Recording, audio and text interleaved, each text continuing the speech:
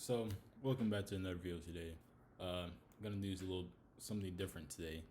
I'm gonna talk about how we get trapped. Sometimes they trap us, or it's just a system to trap us. The so-called matrix, the simulation, whatever people would think, or whatever we're gonna call it.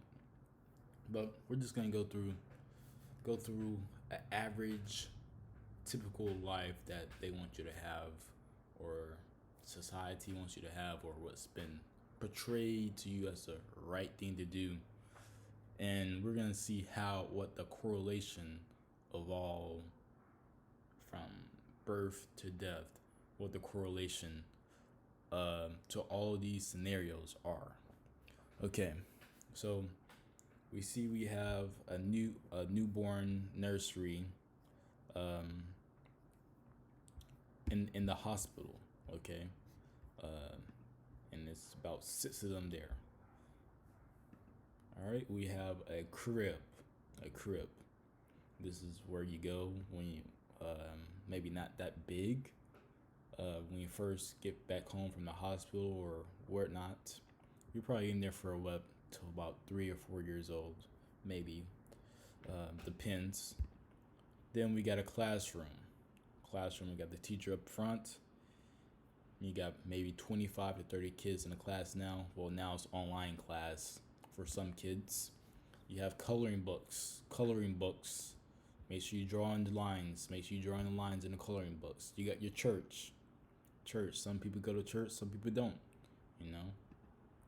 You got your basic core subjects textbooks.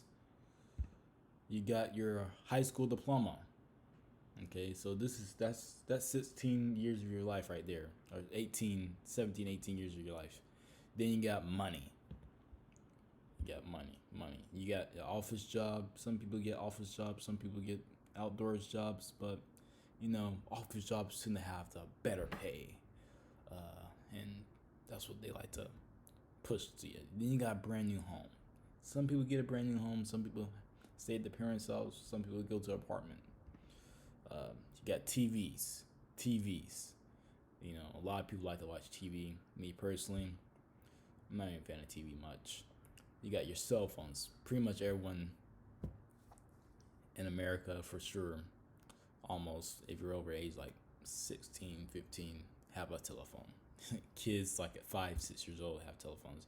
Then you got a nursery home. Then you got some coffins. Then you got a grave.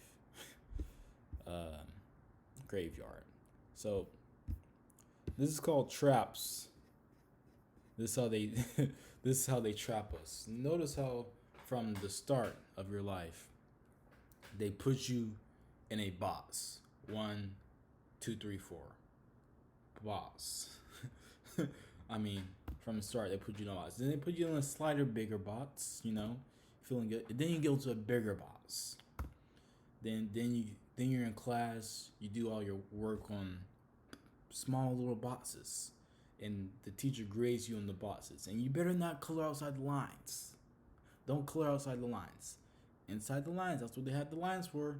If you color outside the lines, you may get a bad grade. Already starting off getting bad grades.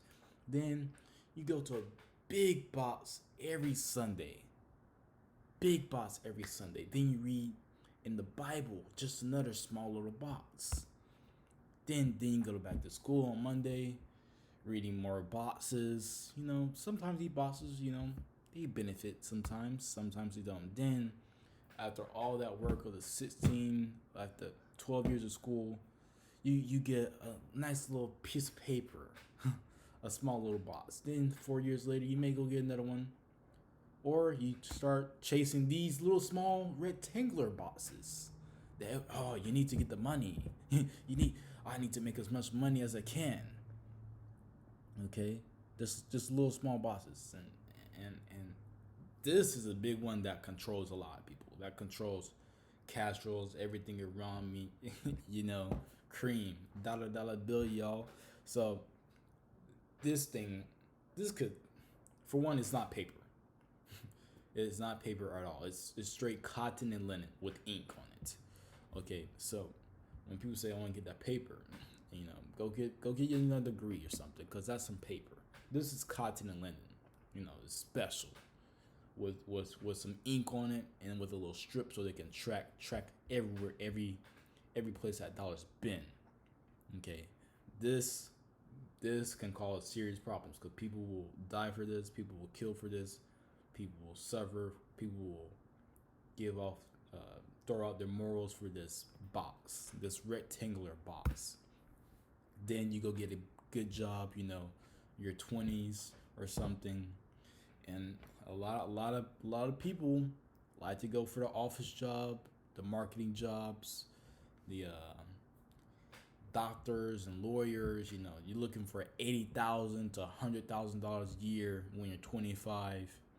You may end up in an office somewhere because more times than not, you're not going to get paid $80,000, $70,000 to do an outside job, unless you're uh, welding mechanic,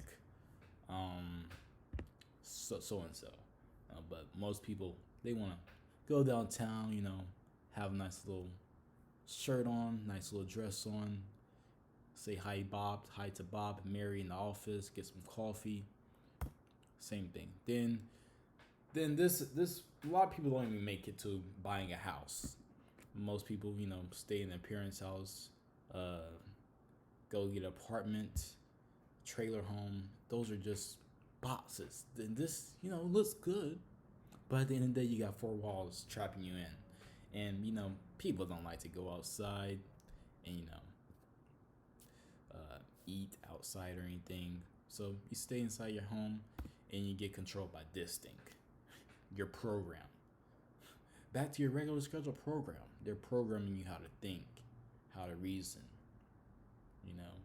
and TV. It has its benefits from time to time. Want to see what people are doing in Korea, see people doing Russia, Israel, or something. It can inform you on potential hazards coming from the news, but most of the time, people don't know how to put that in place. They watch it when they wake up in the morning, watch it when they eat breakfast, watch it while they're surfing on their phone, watch it while they eat dinner, watch it while they talk on the phone. It does control a lot of people. Then we're gonna go to your phones. This is the biggest one. It may not be this. This probably the second smallest box next to the money.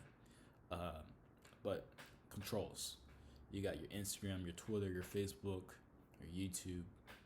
You're texting your so-called friends. This right here, mastermind. This is the ultimate algorithm programming thing they have come up with.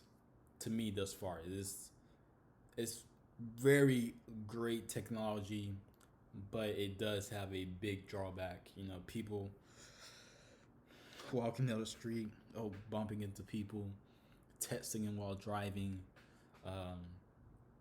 They could be having dinner with someone or with people in a room full of people, and they rather surf on their phone, text on their phone with people that did not dare. I've even heard some cases where people text people while they're in the same room. They don't want to talk sometimes, I guess, and people like to post pictures, do 15 minutes of editing a picture, take 20 pictures to find out which one picture, will get the most likes. And this has great capabilities. You can connect people across the world in less than 10 seconds. Video chat, text message, phone calls. Great piece of technology. I love the phone. Me personally, I have a Google phone and also use a 6S. Just something, to, if I ever need to use FaceTime, I can use FaceTime. But great piece of technology. These are the big three right here at this time. Then you got the Hawaii or something.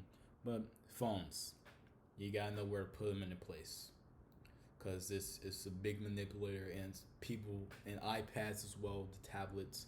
Kids are starting to use these things at 3 and 4 years old.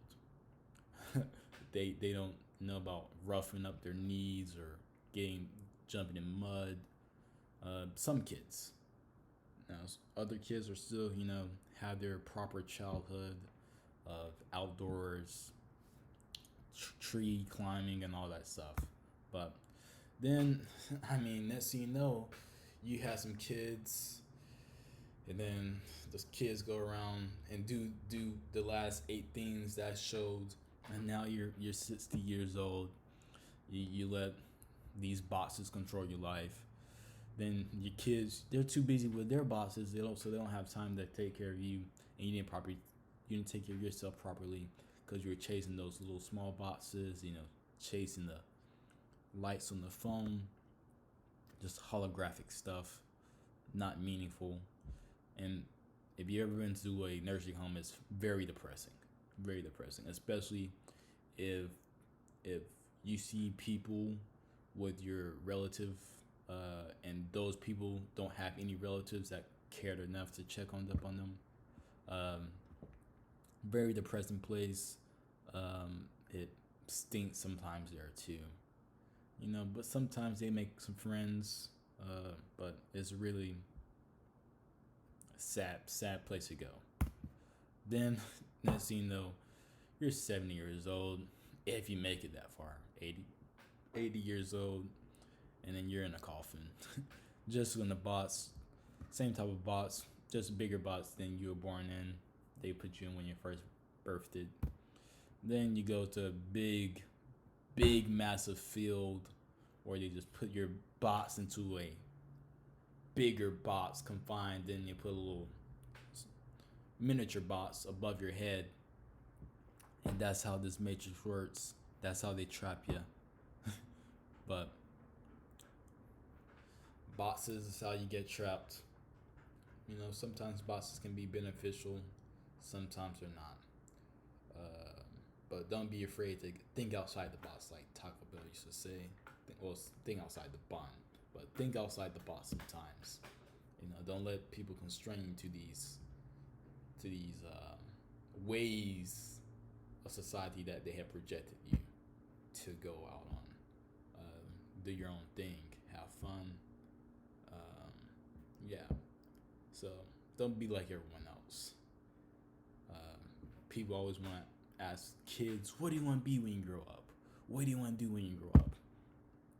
They want to be like your supermodel, your athlete, your movie star, your presidents, your businessmen, but they never encourage themselves, other people, their kids, your students to, when you grow up, you can have a career or have children or, make your money or entertain or something.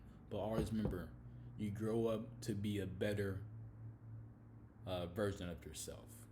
You don't grow up to be like LeBron, Beyonce, Taylor Swift, uh, Elon Musk, Bezos, because you don't know those people. And most of the time, what you see on your boxes is a complete lie. So when I grow up, I want to be me, just a better version of me. All right, thanks for watching. I'll be making some more topic videos. These next videos I'll be making will be a little bit more controversial. So stay tuned. Hopefully this wasn't too long. Get out of the